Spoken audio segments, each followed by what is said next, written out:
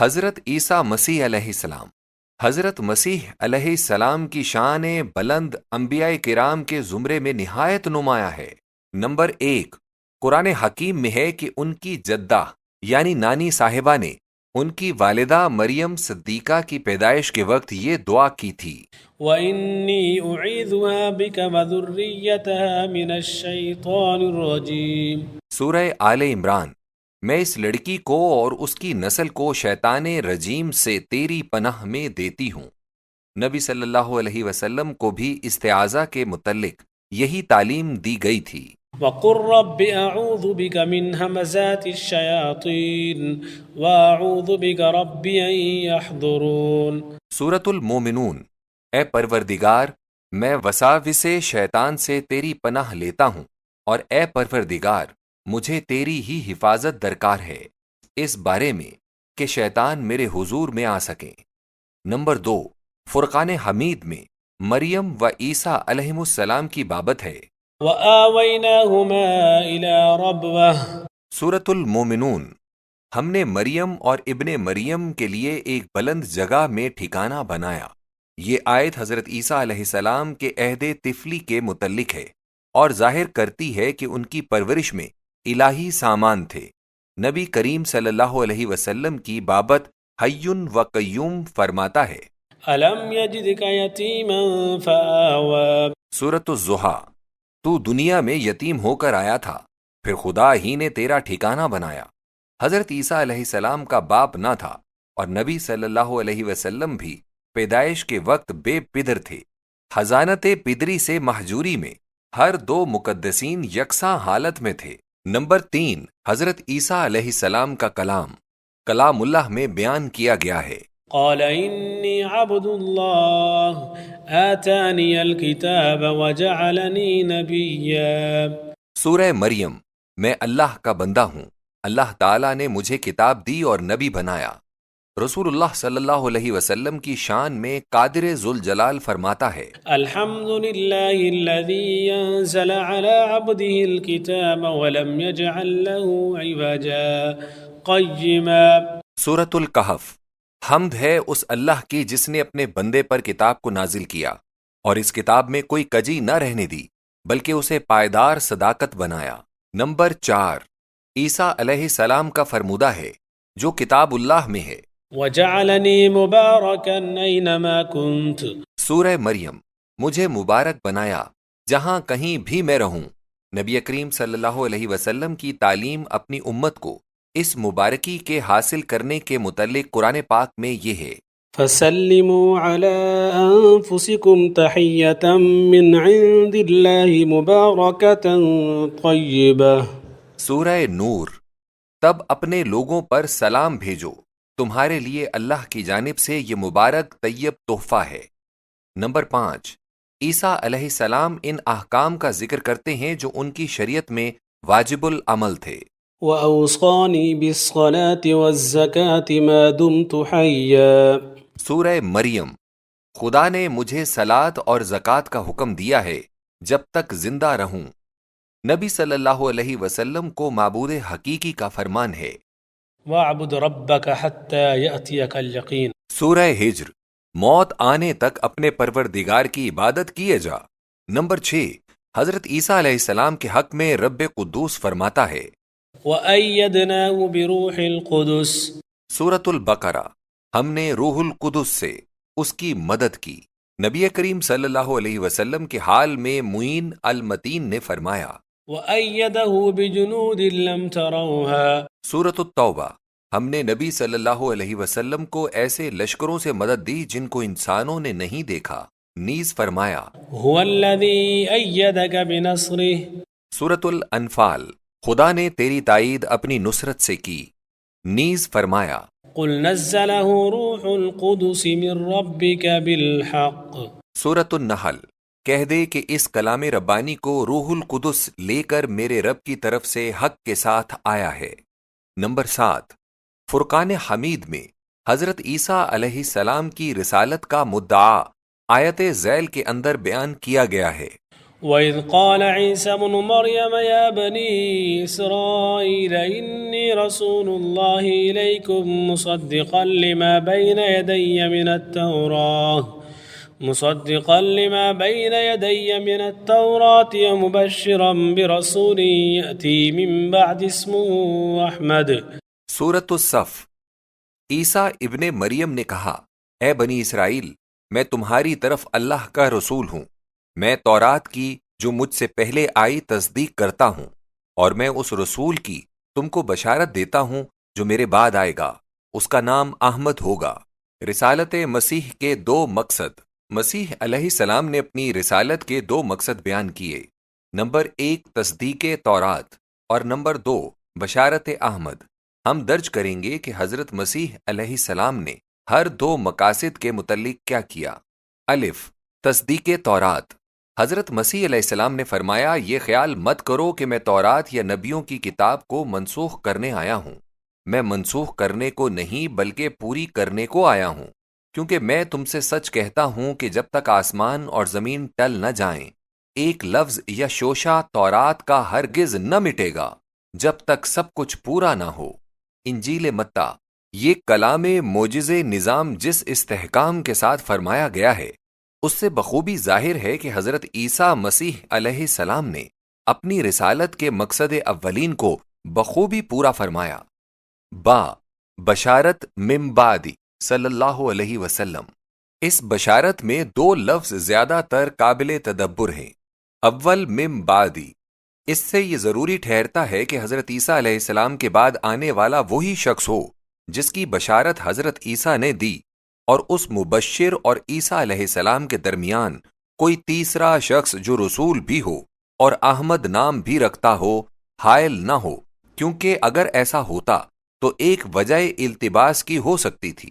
الفاظ آیات کا یہ مفہوم کچھ ہمارا ہی تبازاد نہیں بلکہ الشفا میں قاضی ایاز رحمۃ اللہ علیہ نے اور خصوصیات صغرا میں امام جلال الدین سیوطی رحمۃ اللہ علیہ نے اور انسان العیون میں ابن دہلان نے بیان کیا ہے کہ اس میں پاک احمد صلی اللہ علیہ وسلم ایسا نام ہے جو نبی صلی اللہ علیہ وسلم سے پیشتر کسی ایک انسان کا بھی نہیں رکھا گیا۔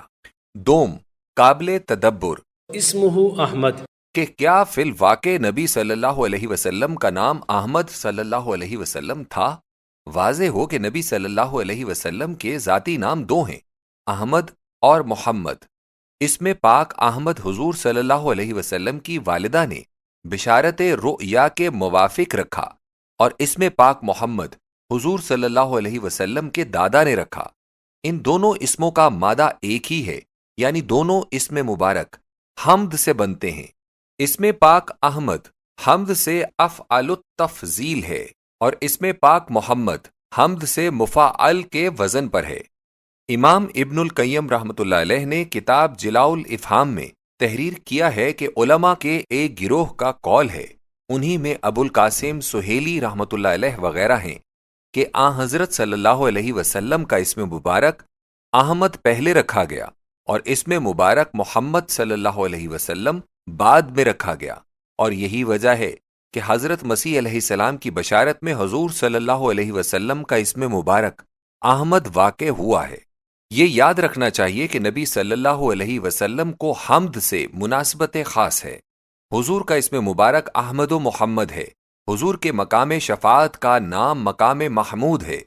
حضور کے ہاتھ میں میدان محشر میں جو رایت یعنی جھنڈا ہوگا اس کا نام لواء الحمد ہے، اور حضور کی امت کا نام حمادون ہے، اور حضور پر نازل شدہ کتاب کا الحمدللہ سے آغاز ہوتا ہے۔ حضور صلی اللہ علیہ وسلم کے اسم مبارک احمد کے دلائل۔ اس ثبوت میں کہ احمد حضور صلی اللہ علیہ وسلم کا اسم مبارک ہے ہم دلائل پیش کریں گے۔ اول، احادیث۔ امام ابن سعد نے الطبقات الکبیر میں روایت کی ہے، عن ابی جعفر محمد بن علی قال امرت آمنة وهي حاملة برسول اللہ صلی اللہ علیہ وسلم ان تسمیہ احمد۔ امام باقر رحمۃ اللہ علیہ فرماتے ہیں کہ جب آمنہ کے شکم مبارک میں نبی صلی اللہ علیہ وسلم تھے، اس وقت آمنہ کو حکم ہوا تھا کہ وہ بچے کا نام احمد رکھیں۔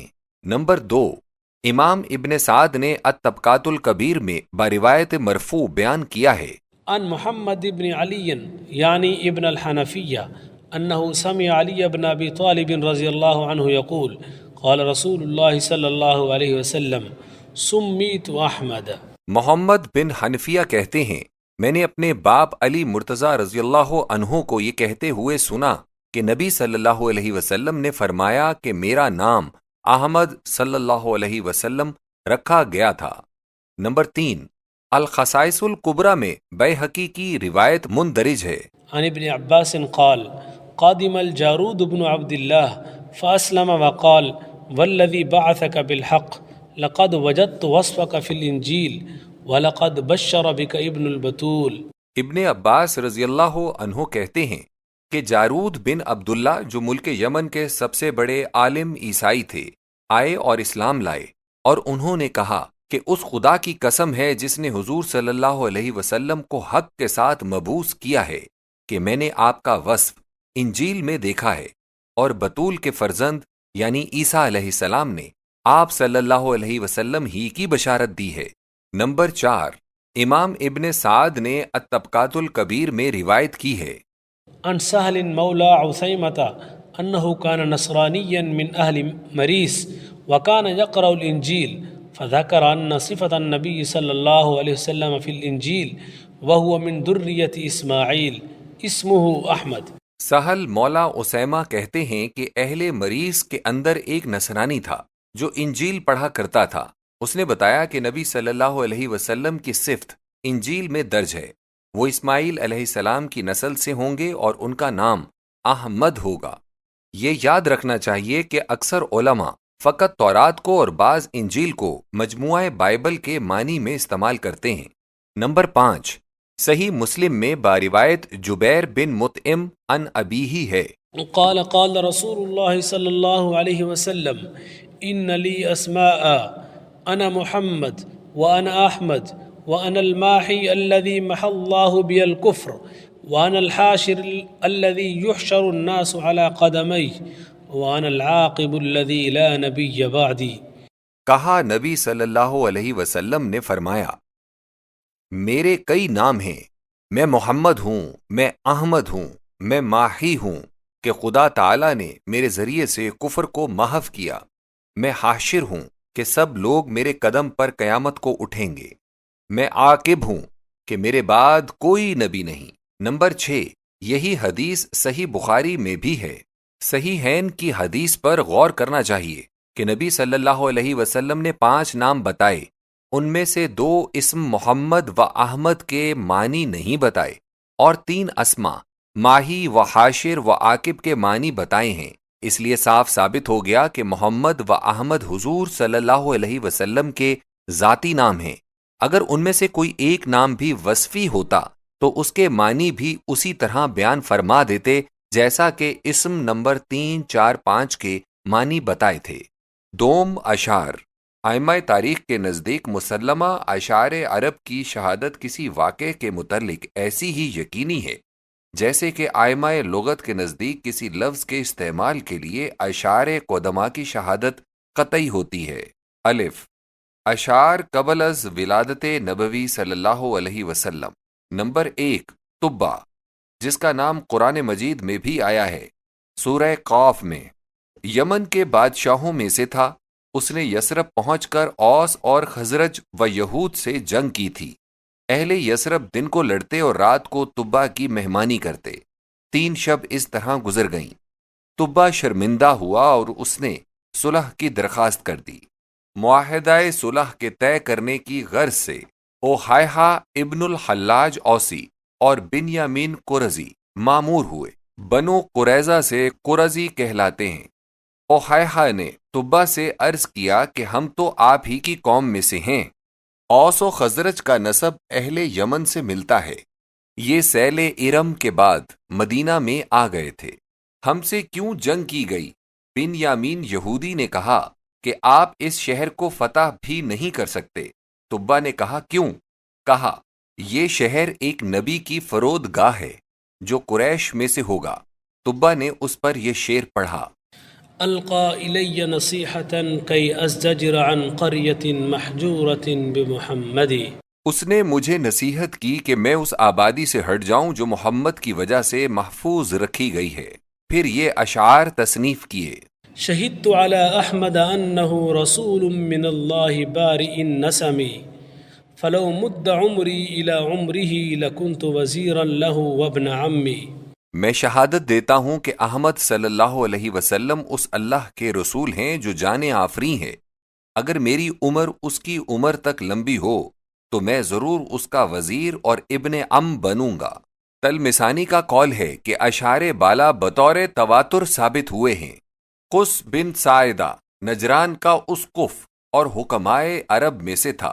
اس کے اشعار ہیں: الحمد لله الذي لم يخلق الخلق عبثا أرسل فينا أحمدا خير نبي قد بعثا لم يقلنا منه سدى من بعد عيسى واكترثا صلى عليه الله ما حج له ركب وحثا. با اشعار جو نبی کریم صلی اللہ علیہ وسلم کی حیات طیبہ میں لکھے گئے.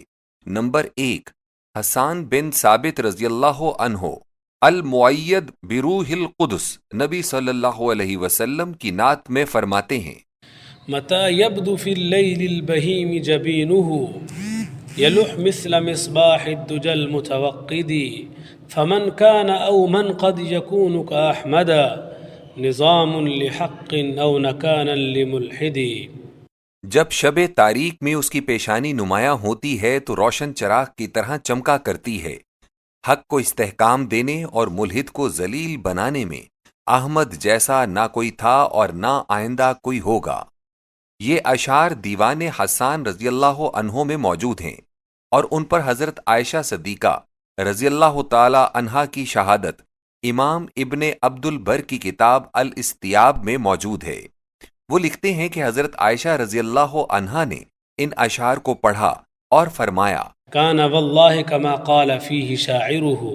باخدا نبی صلی اللہ علیہ وسلم ایسے ہی تھے جیسا کہ آپ صلی اللہ علیہ وسلم کے شاعر نے ان ابیات میں کہا ہے. نمبر 2، کعب بن مالک الانصاری رضی اللہ عنہ بھی حضور صلی اللہ علیہ وسلم کے شعرائے خاص میں سے تھے. حضرت کعب رضی اللہ عنہ ان 3 بزرگواروں میں سے ہیں جن کی توبہ قبول کیے جانے کا ذکر قرآن پاک میں ہے. وہ غزوہ احد کے متعلق فرماتے ہیں: غداة أجاب بأسيافها جميعا بنو الأوس والخزرج وأشياع أحمد إذ شايعوا على الحق ذي النور والمنهج. صبح کے وقت تمام بنو اوس و خزرج نے اپنی اپنی تلواروں کو سنبھال کر حضور صلی اللہ علیہ وسلم کے حکم کی تعمیل کی. اشیاء احمد یعنی مہاجرین نے بھی ایسا ہی کیا. وہ سب نبی صلی اللہ علیہ وسلم کے ساتھ حق پر چلتے ہیں. نمبر 3، کعب بن مالک رضی اللہ عنہ واقعہ خیبر کے متعلق فرماتے ہیں: ونحن وردنا خيبرا وفروزه بكل فتى عار الأشاجع مذودي جرى القتل مجدا إن أصاب شهادة من الله يرجوها وفوزا بأحمد. ہم خیبر اور اس کے قلعوں تک پہنچے. ہمارا ہر جوان پھرتیلا اور عمدہ بچاؤ سے لڑنے والا تھا. ہم میں سے ہر ایک یہ سمجھتا تھا کہ اگر شہادت ملی تو ایسا مرنا خدا کے ہاں سے فضیلت اور احمد صلی اللہ علیہ وسلم کی خوشنودی حاصل کرنے کا سبب ہوگا. جیم حسان بن ثابت رضی اللہ عنہ ایک لمبے قصیدے میں فرماتے ہیں: أطالت وقوفا تذرف العين جهدها على طلل القبر الذي فيه أحمد فبوركت يا قبر الرسول وبوركت بلاد ثبا فيه الرشيد المسدد. آنکھ پوری طاقت سے بہہ رہی ہے اور میں اس قبر کے ڈھیر پر دیر سے کھڑا ہوں جس کے اندر احمد صلی اللہ علیہ وسلم ہے. اے قبر رسول صلی اللہ علیہ وسلم تو مبارک ہے، اور اے عرب تو مبارک ہے کہ تیرے اندر نبی کی جو الرشید المسدود ہیں خواب گاہ ہے.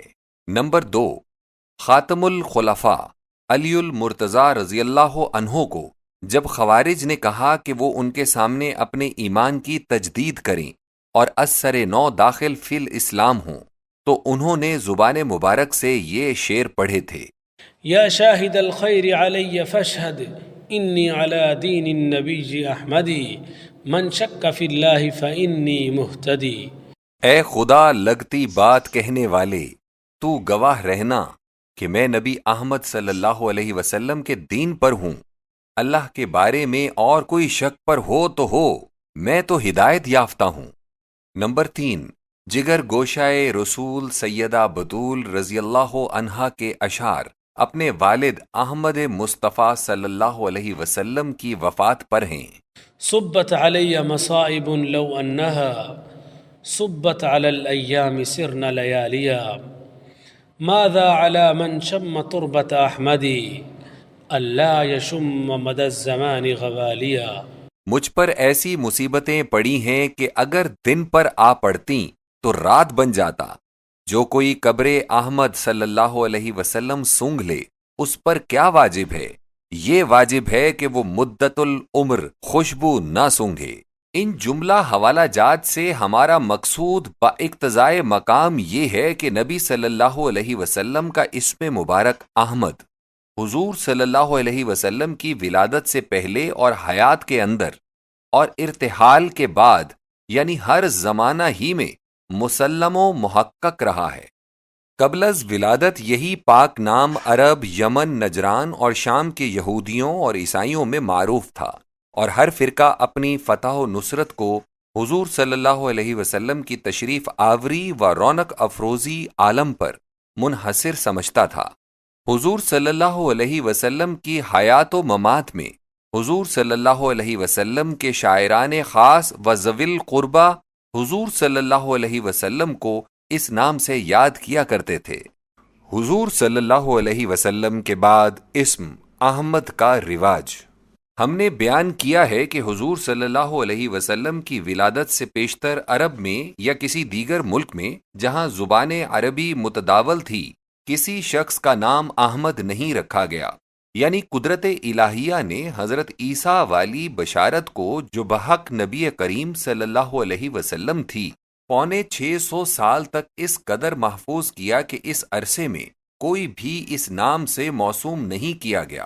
اب اسی دلیل کی تزعیل میں یعنی بطور تتمہ ہم یہ ظاہر کرنا چاہتے ہیں کہ حضور صلی اللہ علیہ وسلم کے بعد اس میں ہمایوں و گرامی کا امت محمدیہ میں بطور تیمن و تبرک کس قدر زیادہ استعمال ہوا، کیونکہ حضور صلی اللہ علیہ وسلم کے بعد من بعدی کی شرط اٹھ چکی ہے اور التباس کا مظنہ جاتا رہا ہے۔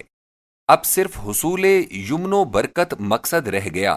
اس لیے قدرت الہیہ نے جیسا کہ نبی صلی اللہ علیہ وسلم کی ولادت سے پیشتر اس امر کی صیانت و حفاظت فرمائی تھی کہ مبشر اصلی اور موعود حقیقی کے سوا اور کوئی شخص بھی اس اسم سے برائے نام بھی موسوم نہ ہو، اسی طرح رحمت ربانی کا اقتضاء یہ ہوا کہ حضور صلی اللہ علیہ وسلم کے بعد اس اسم سامی کی خوب اشاعت ہو اور ہر موسوم شخص گویا اپنے نام ہی سے یہ ثابت کرتا رہے کہ اس اسم کا مبشر دنیا میں آ چکا ہے، اور بشارت عیسیٰ مسیح علیہ السلام کی صداقت دنیا پر آشکارا ہو چکی ہے۔ مشاہیر موسوم بی احمد۔ بس میں چاہتا ہوں کہ ایک فہرست ایسے علماء محدثین و مفسرین و فقہا و علماء و شاہان و امراء کی پیش کروں جو اسم احمد سے اسلام میں موسوم ہوئے تھے۔ اگر ایسے اسما کا بالاستیعاب استقصاء کیا جائے تو ایک جلد درکار ہوتی، مگر اس جگہ اسم مبارک احمد کے اعداد 53 کے مطابق نام تحریر کیے جاتے ہیں۔ ائمہ و محدثین 10۔ نمبر 1، احمد بن محمد بن حنبل ابو عبداللہ، امام اہل سنہ والجماعہ، یکے از ائمہ اربعہ رحمت اللہ علیہم۔ نمبر 2، احمد ابن الحسین بن علی بن عبداللہ بن موسیٰ الحافظ الکبیر ابو بکر بیہقی رحمت اللہ علیہ۔ نمبر 3، احمد بن شعیب بن علی بن سنان ابو عبد الرحمن امام نسائی رحمت اللہ علیہ۔ نمبر 4، احمد بن محمد بن ابراہیم النیشاپوری المفسر المشہور ابو اسحاق الثعلبی رحمت اللہ علیہ۔ نمبر 5، احمد بن عبداللہ بن احمد بن اسحاق الاصبہانی الحافظ ابو نعیم رحمۃ اللہ علیہ۔ نمبر 6، احمد بن یحییٰ بن اسحاق الراوندی ابو الحسین رحمۃ اللہ علیہ۔ نمبر 7، احمد بن علی بن ثابت بن احمد الحافظ ابو بکر المعروف بالخطیب البغدادی رحمۃ اللہ علیہ۔ نمبر 8، احمد بن محمد بن احمد محمد سلفہ الاصبہانی الحافظ ابو طاہر رحمۃ اللہ علیہ۔ نمبر 9، احمد بن حسین بن یحییٰ بن سعید الحمدانی ابو الفضل الحافظ معروف بدیع الزمان رحمۃ اللہ علیہ۔ نمبر 10، احمد بن عبد الحلیم بن عبداللہ بن ابی القاسم الحرانی دمشقی شیخ الاسلام ابن تیمیہ ابو العباس فقہائے محققین 19۔ نمبر 11، احمد بن عمر بن شریح ابو العباس رحمۃ اللہ علیہ۔ نمبر 12، احمد بن ابی احمد المعروف ابن القاص الطبری الفقیہ ابو العباس رحمۃ اللہ علیہ۔ نمبر 13، احمد بن عامر بن بشیر بن حامد المروزی القاضی ابو حامد رحمۃ اللہ علیہ۔ 14 نمبر، احمد بن محمد بن احمد المعروف بابن القحطان البغدادی ابو الحسین رحمۃ اللہ علیہ۔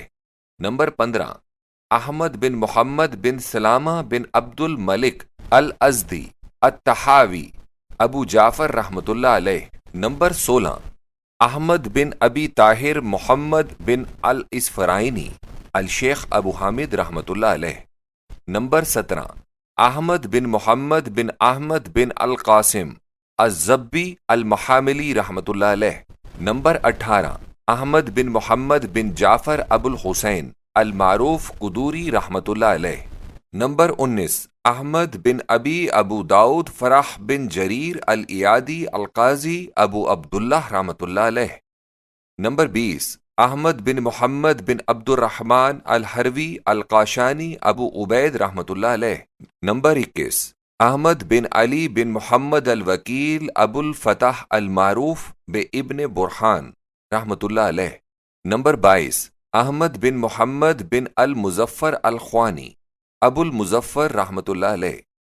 نمبر 23، احمد بن موسیٰ بن یونس بن محمد ارملی ابو الفضل شرف الدین رحمۃ اللہ علیہ۔ نمبر 24، احمد بن محمد بن ابو الفضل المعروف بابن الخازن ابو الفضل رحمۃ اللہ علیہ۔ نمبر 25، احمد بن فارس بن زکریہ بن محمد الرازی ابو الحسین رحمۃ اللہ علیہ۔ نمبر 26، احمد بن محمد الحسین رحمۃ اللہ علیہ ابو بکر ناصح الدین رحمۃ اللہ علیہ۔ نمبر 27، احمد بن منیر بن احمد الطرابلسی ابو الحسین مہذب الدین رحمۃ اللہ علیہ۔ نمبر 28، احمد بن علی بن ابراہیم الغسانی الاسواتی القاضی الرشید رحمۃ اللہ علیہ۔ نمبر 29، احمد بن عبد الغنی بن احمد اللخمی المالکی ابو العباس رحمۃ اللہ علیہ۔ عرفائے کاملین 4۔ نمبر 30، احمد بن محمد بن احمد الطوسی الغزالی رحمۃ اللہ علیہ ابو الفتوح برادر امام غزالی رحمۃ اللہ علیہ۔ نمبر 31، احمد سرہندی الشیخ الامام المجدد الفسانی فاروقی رحمۃ اللہ علیہ۔ نمبر 32، احمد المدعو بشاہ ولی اللہ المحدث بن شاہ عبد الرحیم الفقیہ الدہلوی رحمۃ اللہ علیہ۔ نمبر 33، احمد بریلوی السید الامام المجاہد فی سبیل اللہ۔ وزراء امراء 6۔ نمبر 34، احمد بن محمد بن عبد الکریم بسہل الکاتب ابو العباس صاحب کتاب الخراج رحمۃ اللہ علیہ۔ نمبر 35، احمد بن عبداللہ بن سلیمان التنوخی ابو الجلا رحمۃ اللہ علیہ۔ نمبر 36، احمد بن عبد الملک الاشجعی الاندلسی ذی الوزارتین العالی رحمۃ اللہ علیہ۔ نمبر 37، احمد بن ہارون الرشید بن المہدی الہاشمی ابو العباس رحمۃ اللہ علیہ۔ نمبر 38، احمد بن طولون صاحب دیار مصریہ ابو العباس رحمۃ اللہ علیہ۔ نمبر 39، احمد ابن المستنصر بن ظاہر ابو القاسم شعراء و ادباء 13۔ نمبر 40، احمد ابن الحسین بن عبد الصمد الجوفی الکوفی ابو الطیب المتنبی۔ نمبر 41، احمد بن محمد الدارمی المصفى المعروف بن نامی ابو العباس۔ نمبر 42، احمد بن محمد بن اسماعیل بن ابراہیم طباطبا۔ نمبر 43، احمد بن محمد الانطاکی ابو حامد الشاعر۔ نمبر 44، احمد بن جعفر بن موسیٰ برمکی الندیم۔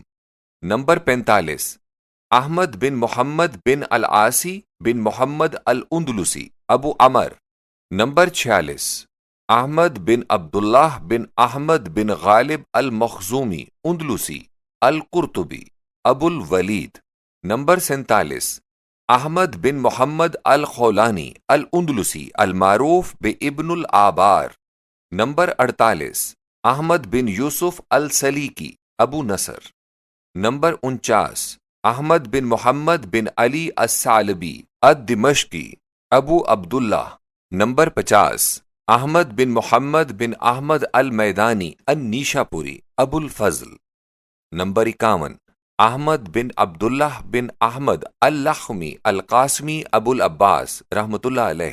نمبر 52، احمد بن علی بن احمد بن البنی ابو العباس نحویین 2۔ 53، احمد بن محمد بن اسماعیل بن یونس المرادی المصری ابو جعفر۔ نمبر 54، احمد بن بکر بن بقیت العبدی ابو طالب